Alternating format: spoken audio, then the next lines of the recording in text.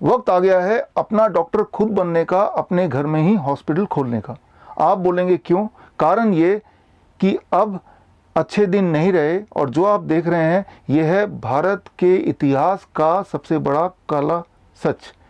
इस बात को समझाने के लिए कि क्यों अपने घर में हॉस्पिटल खोलना आवश्यक हो गया है, मैं आपको 3 हिंट दूंगा और उसके बाद बताऊंगा कैसे आप अपने घर में ही सुपर स्पेशलिटी हॉस्पिटल खोल सकते हैं। पहला हिंट, इस हिंट का नाम है फूल और कांटे। आप जो दोनों वीडियो देख रहे हैं, ये दोनों वीडियो लगभग एक ही टाइम पे शूट किए गए हैं। सबसे पहले हम बात करते हैं फूल की। आप देख रहे हैं हॉस्पिटल के ऊपर हेलीकॉप्टर से फूल बरसाए जा रहे हैं और फाइटर जेट प्लेन से फ्लाई पास्ट किया जा रहा है। फ्लाई पास्ट मतलब हवाई जहाज से कलाबाजियों का खेल दिखाना। जब भी हम अपने डिफेंस सिस्टम से कोई ऐसा कार्य लेते हैं जिसके लिए वो बना नहीं है, तब हमारे भारत पे इसका बहुत बड़ा इकोनॉमिकल बर्डन तो होता ही है, बल्कि देश के ऊपर एक थ्रेट भी होता है। ये कितना बड़ा आंकड़ा है आप इस बात से अंदाजा लगा सकते हैं कि जितना सारा पैसा खर्च हुआ है उस पैसे से, अब दूसरे वीडियो पे चलते हैं, कांटे। अगर इस पे खर्च किया जाता तो ये कांटे वाला वीडियो बनाने की आवश्यकता ही नहीं होती। यहाँ एक माँ सूरत से चली है अपने बच्चे को लेके और हाथ में सारा लगेज लेके इलाहाबाद के लिए, वो भी पैदल। इसके आगे मुझे बताने की आवश्यकता नहीं है, वीडियो देख के आप खुद ही समझ गए होंगे। लेकिन आप में से कुछ लोग हो सकते हैं जो अपने आप को इस वीडियो से कनेक्ट नहीं कर पा रहे होंगे। जाहिर सी बात है, आप मुझे देख रहे हैं स्मार्टफोन में, इसका मतलब आपकी हालत उनकी हालत से मैच नहीं करती है, तो आप कभी भी शायद उस इमोशन को ना भी समझ पाएं। तो खैर, हम चलते हैं दूसरे हिंट पे। दूसरे हिंट का नाम है ह्यूमन गिनी पिग। यहाँ मैं बात करूंगा वियतनाम की। वियतनाम एक ऐसा देश जहाँ पे कोरोना वायरस भारत से बहुत पहले आ गया था, लेकिन उसके बावजूद भी आज total number of death because of corona virus is 0। Vietnam में पिछले 7 साल से मेरा डायबिटीज़ का सेंटर है कई जगह पे। वहाँ काफ़ी सारे डॉक्टर्स हैं जिनके साथ मैं काम करता हूँ, जो मेरे साथ काम करते हैं। मैंने उनसे पूछा राज क्या है, वियतनाम में कोरोना वायरस से कोई भी इंसान मरता नहीं है या अभी तक कोई भी इंसान मरा क्यों नहीं। उनका कहना है कि जब भी कोई भी इंसान कोरोना वायरस से पीड़ित पेशेंट उनके हॉस्पिटल में आते हैं तो सिर्फ सिम्टोमेटिक रिलीफ देते हैं, एक्सपेरिमेंटल ड्रग नहीं देते हैं। अब इन कॉन्ट्रास्ट ऑफ दिस, अगर हम भारत की बात करें, भारत में एंथुजियास्टिकली WHO के रिकमेंडेशन से ऐसी दवाइयां हिंदुस्तानियों पे यानी कि हम पे दी जा रही हैं जो एक्सपेरिमेंटल ड्रग के कैटेगरी में आते हैं।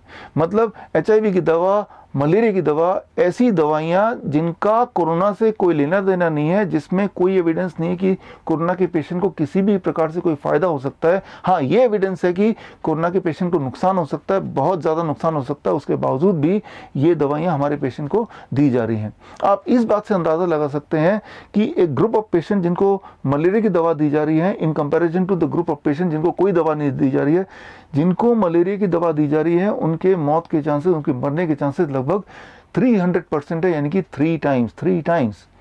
और शॉकिंग बात यह है कि बात सिर्फ यहीं ख़त्म नहीं होती। अभी रिसेंटली अप्रूव हो गया है एक और ट्रायल, ह्यूमन ट्रायल भारतीयों पे। वो ह्यूमन ट्रायल है ट्यूबरक्लोसिस के वैक्सीन का। उम्मीद कर रहे हैं कि ट्यूबरक्लोसिस के वैक्सीन से कोरोना पेशेंट ठीक होगा। देखिए, ट्यूबरक्लोसिस एक बैक्टीरिया से होता है और कोरोना एक वायरस है, दोनों में कोई संबंध नहीं है। लेकिन कोई लॉजिक ना होते हुए भी, कोई एविडेंस ना होते हुए भी, अब आप भारतीय नहीं हैं, आप बन गए हैं ह्यूमन गिनी पिग। एक तरफ तो हमारी सरकार WHO के कहने पे जोर शोर से एक्सपेरिमेंट पे एक्सपेरिमेंट किए जा रहे हैं और लोग मरते जा रहे हैं। दूसरी तरफ भारत की अपनी पद्धति, अपना साइंस, अपना एंशिएंट साइंस आयुर्वेदा, जिसमें बहुत सारे जड़ी बूटियां जिससे शायद पेशेंट को कोई रिलीफ मिल जाए, तो उनको मौका दिया ही नहीं जा रहा है। आप बोलेंगे भाई पेशेंट को इम्यूनिटी बढ़ाने के लिए जड़ी बूटियां डिस्ट्रीब्यूट कर रहे हैं लाखों की तादाद पे। देखिए, मैं प्रिवेंशन की बात बिल्कुल नहीं कर रहा और मैं ये भी बात नहीं कर रहा हूँ कि ऐसे पेशेंट जो सिर्फ नाम के पेशेंट हैं, मतलब जिनमें डायग्नोस तो पॉजिटिव आया लेकिन कोई सिम्टम नहीं, मैं उन पेशेंट की भी बात नहीं कर रहा हूँ। मैं सिर्फ आपसे ये पूछना चाहता हूँ, मान लो कोई ऐसा पेशेंट है जो कोरोना पॉजिटिव भी है, उसको सिम्टम्स भी हैं, क्या इंडिपेंडेंटली एक आयुर्वेदिक डॉक्टर और या फिर यूनानी डॉक्टर या नेचुरोपैथिक डॉक्टर या फिर होम्योपैथिक डॉक्टर उसे ट्रीट कर सकता है? क्या उसे इजाज़त है? The answer is no. यहाँ समझने के लिए, समझाने के लिए एक उदाहरण देता हूँ। इमेजिन कीजिए एक छोटा बच्चा अपने पापा से बोलता है, पापा मैं आपकी गाड़ी चलाऊंगा, मुझे भी कार चलाना है। पापा सोचता है ये तो छोटा बच्चा है, ये क्या कार चलाएगा। उसकी जिद को मानने के लिए एक छोटा सा टॉय कार ले आता है और बच्चा वो टॉय कार पे बैठता है और पापा बोलते हैं देखो आपने भी कार चला लिया। लेकिन मान लीजिए छोटा बच्चा और जिद करता, नहीं नहीं मुझे तो आप ही वाली कार चलानी है। अब पापा उसकी जिद को पूरा करने के लिए क्या करते हैं, उस बच्चे को अपनी गोद में बिठाते हैं और स्टीयरिंग पकड़वाते हैं और एक फ़ोटो खींचते हैं और बाद में फ़ोटो दिखाते हैं, देखो बेटा आपने कार कितना अच्छा चलाया। हमारे देश का जो आयुर्वेद है उसकी भी हालत यही है। हमारे देश में आयुर्वेद की दवा किसको दी जा रही है, वो क्वारंटाइन के लोगों को जो सिर्फ कोरोना के पेशेंट के कांटेक्ट में आए हैं, और फिर वो पब्लिसाइज करके बता रहे हैं देखो भाई आयुर्वेद को हमने शामिल कर लिया। या फिर वो कोरोना के एक्चुअल पेशेंट जिनको एलोपैथी की ट्रीटमेंट मिल रही है, साथ में आयुर्वेद के थोड़े बहुत जड़ी बूटियां दी जा रही हैं। मतलब उस बच्चे की तरह जो पापा की गोद में बैठा हुआ है।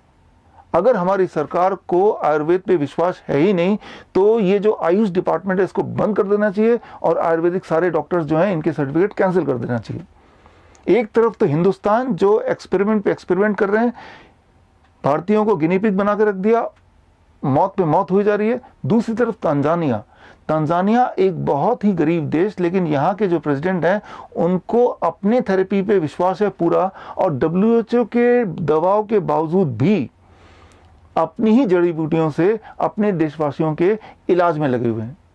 और ऐसे बहुत सारे देश हैं। फॉर एग्जाम्पल कंबोडिया एक बहुत ही छोटा देश है जहाँ पे कोरोना वायरस भारत से बहुत पहले पहुंच चुका था, लगभग चाइना के इमीडिएट बाद कंबोडिया में आया था, लेकिन वहां पे total number of death because of corona virus is 0। मैं ये बोलना चाह रहा हूं कोरोना वायरस एक कॉमन नॉर्मल फ्लू है। अगर यहाँ पे कोई डेथ हो रहा है तो उसके कारण को इन्वेस्टिगेट करना बड़ा इंपॉर्टेंट है कि वो death is because of corona virus और वो डेथ कोरोना वायरस की इलाज की वजह से है। अब मैं बात करूंगा तीसरे क्लू की, तीसरे हिंट की। तीसरे हिंट का नाम है hospitals are shut for you. Hospitals के दरवाजे आपके लिए बंद हो चुके हैं। आपके लिए ये तीसरा हिंट काफ़ी होगा समझना, क्योंकि आप अखबार में, टीवी में आप ये देख ही रहे हैं, चाहे वो हार्ट अटैक का पेशेंट हो, कार्डियक अरेस्ट का पेशेंट हो, फ्लू का पेशेंट हो, किसी भी बीमारी का पेशेंट हो, इमरजेंसी पेशेंट हो, वो जब हॉस्पिटल जाता है तो हॉस्पिटल के दरवाजे उनके लिए बंद है। बहुत ही दुख के साथ मुझे बोलना पड़ रहा है, 2 दिन पहले की न्यूज़ आपने पढ़ी होगी। भारत में के राजधानी यानी कि दिल्ली में एक कांस्टेबल, एक सिपाही जो कि गवर्नमेंट के कहने पे डट के खड़ा होता है सड़क पे, दिन रात एक कर देता है। अब जब उसको इलाज की ज़रूरत पड़ी तो उसके दोस्त जो कि बाकी पुलिस वाले थे वो हॉस्पिटल ले जा रहे हैं और सारे हॉस्पिटल में दरवाजे बंद है इस कांस्टेबल के लिए, और हॉस्पिटल के दरवाजे पे ही कांस्टेबल का देहांत हो जाता है। और ये सिर्फ एक उदाहरण नहीं है, ऐसे उदाहरण हर शहर में मिल जाएंगे। 2 दिन पहले की उसी दिन की बात है, कानपुर में एक लेडी कांस्टेबल जो 3 दिन पहले ही मां बनी थी, वो उनको भी हॉस्पिटल के दरवाजे बंद नजर आए और रास्ते में ही फिर दम तोड़ दिया। और बहुत ही दर्दनाक बात है, आगरा की 6 महीने की बच्ची 6 हॉस्पिटल के चक्कर लगा लिए, सारे हॉस्पिटल ने एडमिट करने से मना कर दिया और अल्टीमेटली द चाइल्ड डाइड। सो यहाँ ज़रूरी है आपको अपना डॉक्टर बनना, अपने घर में ही अपना हॉस्पिटल खोलना। तो चलते हैं, अपना डॉक्टर कैसे बने, हम कैसे अपने घर में ही अपना इलाज करें, सुपर स्पेशलिटी हॉस्पिटल की तरह नहीं, उससे ज़्यादा अच्छा, बहुत ज़्यादा अच्छा, विद प्रूवन साइंस। तो इसको समझने के लिए आप सिर्फ एक बात समझिए कि जो बीमारियां होती हैं वो 2 कैटेगरी की होती हैं। देखिए, यहाँ समझने के लिए आपको डॉक्टर होने की आवश्यकता नहीं है, किसी मेडिसिन की नॉलेज होने की भी ज़रूरत नहीं है, आपको ज़रूरत है थोड़ी बहुत कॉमन सेंस।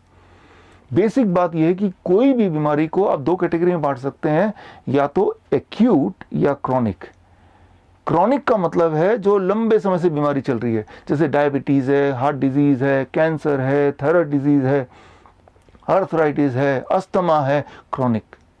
एक्यूट है जो अचानक हो गया, जैसे फ्लू अचानक आ गया, या फिर पेन, दर्द, माइग्रेन अचानक आ गया, या स्टमक एक अचानक हो गया, या लूज मोशन है, डायरिया है अचानक, या फिर ब्रेन स्ट्रोक है, या हार्ट अटैक है, या कार्डियक अरेस्ट है अचानक। जो अचानक वाले उसे बोलेंगे एक्यूट, और क्रॉनिक उनको बोलेंगे जो लंबे समय से चल रहा है। अब जो लंबे समय से चल रहा है पहले उसकी बात कर लेते हैं। उसमें डायबिटीज़ आ गया, हार्ट डिजीज़ आ गया, इन सारी बीमारियों में आपको यूज़ करना है DIP डाइट।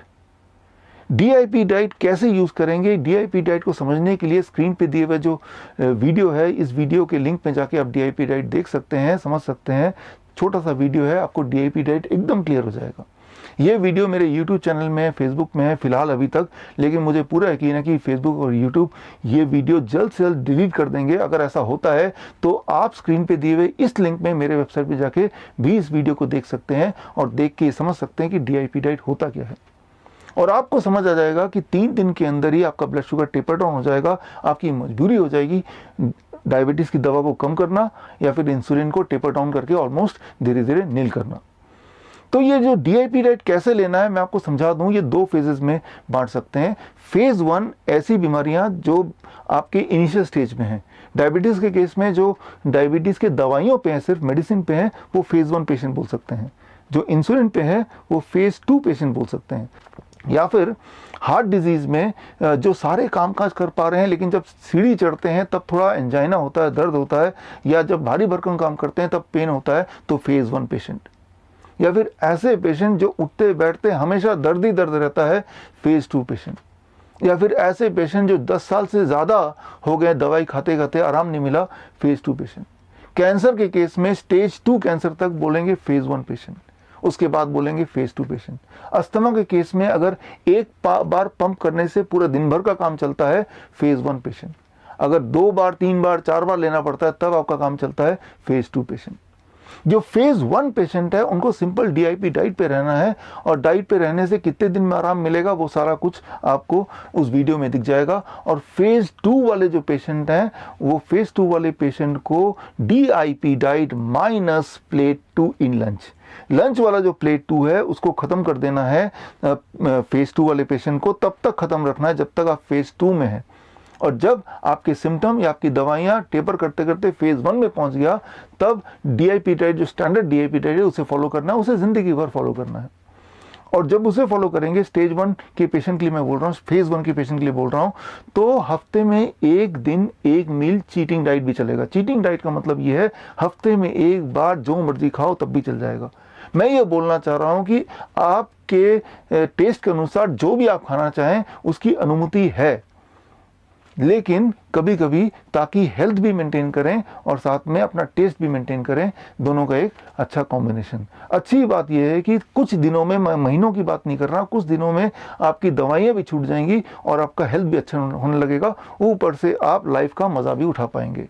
तो ये तो बात हुई क्रॉनिक डिजीज़ की। अब बात करते हैं एक्यूट डिजीज़। एक्यूट डिजीज़ में आता है फ्लू मतलब जब बुखार आ गया या लग रहा है कि बुखार आ जाएगा या कमज़ोरी सी फील हो रही है, वीकनेस फील हो रही है, तो जैसे ही पहला सिम्टम आएगा आपको यूज़ करना है 3 step flu diet. 3 step flu diet क्या है वो सिर्फ 72 आवर्स में ठीक करता है या कर सकता है। 3 स्टेप फ्लू डाइट को समझने के लिए आप स्क्रीन पे दिए हुए लिंक को में जाके ये वीडियो देख लीजिए, आपको बिल्कुल समझ आ जाएगा। ये वीडियो YouTube में था, फेसबुक में था, और फेसबुक YouTube ने ये वीडियो डिलीट कर दिया, तो ये वीडियो अभी सिर्फ मेरे वेबसाइट पे है, वहाँ से आप डाउनलोड करके अपने लिए संभाल के रख लीजिए। अब इसके बाद एक्यूट डिजीज़, मान लो चेहरे मुंह के अंदर कोई छाला पड़ गया, कोई अल्सर हो गया, कोई सोर हो गया, या फिर कहीं दांत में दर्द हो गया, तो क्या करेंगे?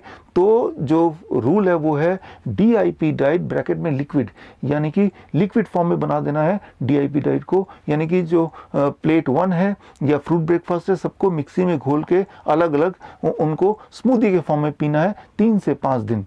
3 से 5 दिन माइनस प्लेट 2 को 3 से 5 दिन हटा देना है, 3 दिन मिनिमम, मैक्सिमम 5 दिन।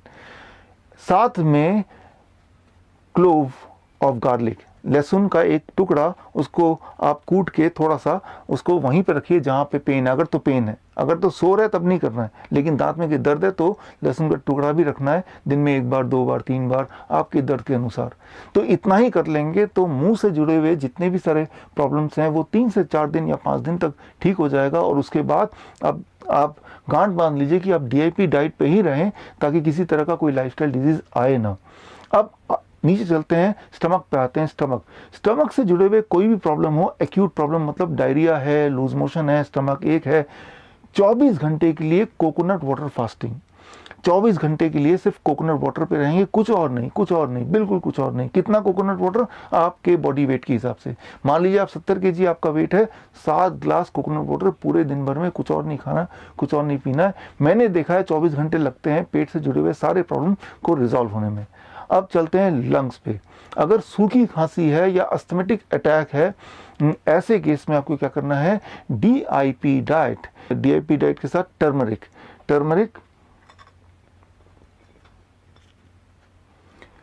ये टर्मरिक लेना है, हल्दी लेना है, हल्दी का एक टुकड़ा कितना बड़ा होना चाहिए, टुकड़ा आपके नेल के बराबर, थंब के नेल के बराबर होना चाहिए। और ब्रेकफास्ट से पहले एक टुकड़ा चबा चबा के खाएंगे, लंच से पहले एक टुकड़ा चबा चबा के खाएंगे, और डिनर से भी पहले एक टुकड़ा चबा चबा के खाएंगे।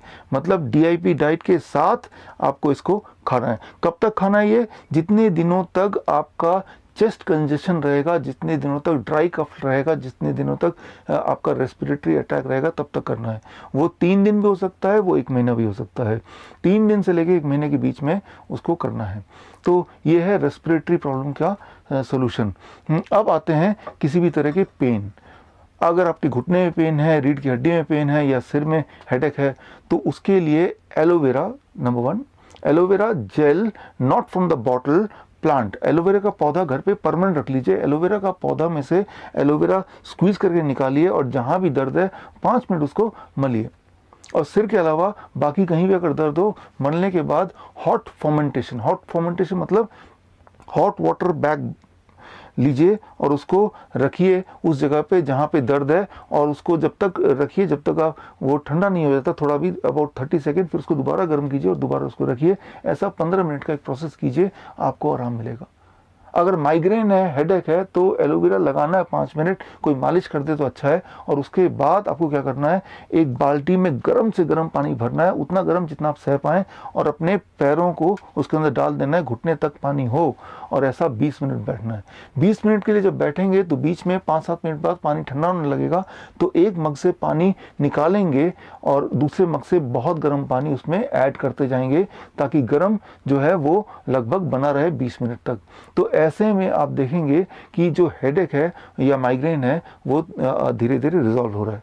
साथ ही में अगर कोई ब्लड प्रेशर का पेशेंट है जिसका ब्लड प्रेशर अचानक बढ़ गया, तो वो भी सेम प्रोसेस करेंगे, तो ब्लड प्रेशर आपका करीब 20 सिस्टोलिक इतना घट जाएगा विद इन 20 मिनट्स, और इतना घट जाएगा तो वो नॉर्मल ब्लड प्रेशर रेंज में आ जाएगा mostly, and that is a quick and safe relief. अब आपने सीख लिया कि मेजर एक्यूट इलनेस में क्या करना है और मेजर क्रॉनिक इलनेस में क्या करना है। लेकिन कुछ एक्यूट प्रॉब्लम ये भी होती है, जैसे किसी को हार्ट अटैक आ गया, किसी को कार्डियक अरेस्ट आ गया, किसी को ब्रेन स्ट्रोक हो गया। ऐसे में क्या करेंगे, ऐसे में क्या करना है, या कोई डायलिसिस का पेशेंट है, हॉस्पिटल नहीं जा पा रहा, तो अभी क्या उपाय है, जा तो पा ही नहीं रहा, तो घर बैठ के हम मौत का वेट करें या हम कुछ पॉजिटिव करें जिसमें उस इंसान के बचने के चांसेस बढ़ जाएं। You can save somebody's life अगर आप थोड़े से टेक्निक सीख लेंगे। लेकिन वो टेक्निक सीखने के लिए 15-20 मिनट काफ़ी नहीं है, आपको मुझे देना पड़ेगा। You have to give me about 1 day, एक दिन आपको मेरे साथ बिताना पड़ेगा। लिंकन यूनिवर्सिटी जो दुनिया में लगभग 300 रैंकिंग है जिसकी, मलेशिया का यूनिवर्सिटी है, एक इंटरनेशनल फेमस यूनिवर्सिटी है। लिंकन यूनिवर्सिटी के लिए मैंने एक ट्रेनिंग बनाया, इमरजेंसी ट्रेनिंग मॉड्यूल बनाया, जिसका नाम है certified code blue trainers course. ये सर्टिफाइड कोड ब्लू ट्रेनिंग का मॉड्यूल मैंने तैयार किया है, जो लिंकन यूनिवर्सिटी में पढ़ाया जाता है डॉक्टर को और मेडिकल प्रोफेशनल को। तो ये ट्रेनिंग में जो फीस है इसकी 21,000 है जो स्टूडेंट भरते हैं। लेकिन आजकल का माहौल देखने के बाद मैंने ये फैसला लिया कि आप में से कुछ लोगों को मैं ये ट्रेनिंग दे दूंगा, ताकि कोई इंसान जो मर रहा हो या मरने वाला हो तो आप अपने स्किल से उसको बचा पाएँ, या एटलीस्ट बचाने की कोशिश कर पाएँ। तो इसको सीखने के लिए आपको डेडिकेशन की ज़रूरत है, और एक दिन आपको स्पेयर करना पड़ेगा मेरे साथ ऑनलाइन जूम पे आगे। तो आप में से वो लोग जो तैयार हैं, तो मेरे पास एक प्रपोज़ल है, हर कॉलोनी में से, हर सोसाइटी में से एक या दो लोगों को आप नॉमिनेट कर सकते हैं, और स्क्रीन पे दिए हुए ईमेल आईडी पे अपना उनका नाम और उनका फ़ोन नंबर वगैरह सब डाल सकते हैं, ताकि नियर फ्यूचर में इसी महीने जब मैं ऑर्गेनाइज़ करूंगा जूम पे ये ऑनलाइन ट्रेनिंग, तो मैं आपको इंटीमेट कर दूंगा, आप जुड़ जाएंगे और ये ट्रेनिंग लेंगे। और ये ट्रेनिंग अगर आपने ले लिया तो अपने कॉलोनी में आप लोगों तक भी ये पहुंचा सकते हैं। यानी कि आपका कॉलोनी और आपका घर ही बन गया आपका हॉस्पिटल, एक ऐसा हॉस्पिटल जिसमें ना तो कहीं जाने की ज़रूरत है, वैसे भी सारे हॉस्पिटल के दरवाजे दरवाजे आपके लिए बंद हो ही चुके हैं। और दूसरा, घर बैठ के safest and long term health का ये एक सबसे अच्छा तरीका। अगर आपको मेरी बात पे विश्वास नहीं आ रहा है कि ये सारे मेथड काम करेंगे या नहीं करेंगे, तो आप एक काम कीजिए, पहले टेस्ट कीजिए। कैसे टेस्ट करना है? मुझे पता है कि पिछले 6 सालों में लाखों भारतीय और भारत के बाहर भी लोग इसे आजमाते आए हैं और लोग ठीक होते आए हैं। आप अपने बिलीफ को बढ़ाने के लिए अपने फेसबुक में जाइए और या अपने नेटवर्क में जाइए, इंटरनेट के नेटवर्क में, फेसबुक हो सकता है, व्हाट्सएप हो सकता है, और आप एक वहाँ पे पोस्ट कीजिए फ़ोटो कि क्या किसी ने DIP डाइट यूज़ करके, डॉक्टर विश्व चौधरी के DIP डाइट यूज़ करके अपने आप को ठीक किया है। मुझे यकीन है पूरे भारत में लाखों लोगों ने अपने आप को ठीक किया है, तो आपके नेटवर्क में कोई ना कोई आदमी मिल जाएगा जो बोलेगा हाँ हमने ठीक किया है। तो यानी कि आपके जान पहचान का अगर कोई ठीक हो रहा है तो उससे आपको फेथ आ जाएगा, विश्वास आ जाएगा, यस इट वर्क्स। वैसे भी आपके पास चारा भी क्या है, हॉस्पिटल तो जा ही नहीं पा रहे हैं, घर पे बैठ के मरने का इंतजार करने से अच्छा है ये टेक्निक सीख लीजिए, आपके काम आएगा। और अगर आप जानना चाहते हैं ये जो टेक्निक मैं बता रहा हूँ इसके पीछे का साइंस क्या है, तो स्क्रीन पे दिए हुआ जो लिंक है इसमें जाके आप मेरी किताब corona the scandal of the millennium, ये 1200 पेज की किताब है, इसको पढ़ेंगे तो इसमें सारे रिसर्च पेपर जहाँ से मैंने ये सारे टेक्निक कलेक्ट किए हैं वो रिसर्च पेपर मिल जाएंगे और उससे आपको एविडेंस मिलेगा जिससे आप अपने बिलीफ को और स्ट्रॉन्ग कर पाएंगे। अब एक आखिरी बात, आप में से बहुत लोग मुझे मेल करते आए हैं कि डॉक्टर साहब आप एक अच्छा काम कर रहे हैं, आपकी वजह से हम ठीक हो गए हैं, वो भी मुफ्त में। हम आपकी मदद करना चाहते हैं, आपके साथ जुड़ना चाहते हैं और आपके ट्रस्ट को, आपके ऑर्गेनाइजेशन को डोनेशन देना चाहते हैं। तो ऐसे आपके मेल्स मैं इकट्ठा करता आया हूँ, तो लेकिन मैंने आपको जवाब नहीं दिया, इस वीडियो के माध्यम से मैं जवाब भी दे देता हूँ। आप में से वो लोग जो मुझे डोनेशन देना चाहते हैं ताकि ये कार्य आगे बढ़े, तो उनके लिए मैं यही बोलना चाहूँगा कि जितना पैसा आप मुझे देना चाहते हैं वो पैसा लेके अपने आसपास जो सबसे ज़्यादा गरीब इंसान हो उसको आप मदद कर दीजिए। ऐसे 10 लोगों को आप मदद कर देंगे तो मुझे लगेगा कि आपने मेरी मदद की। तो देश तो अब हमें चलाना है, आपको चलाना है, मिलजुल के चलाना है। मौका ये आ गया है, मुसीबत ये आ गई कि पड़ोसी से बात नहीं कर रहा है, कोई किसी को देखने को तैयार नहीं है, सबको लग रहा है कि ये सब मेरे दुश्मन हैं, इनकी वजह से मैं मारा जाऊंगा। ऐसे में इंसान ही इंसान की मदद कर सकता है, आप ही कर सकते हैं। You can save A life. All the best. मैं डॉक्टर विश्व चौधरी, जय हिंद।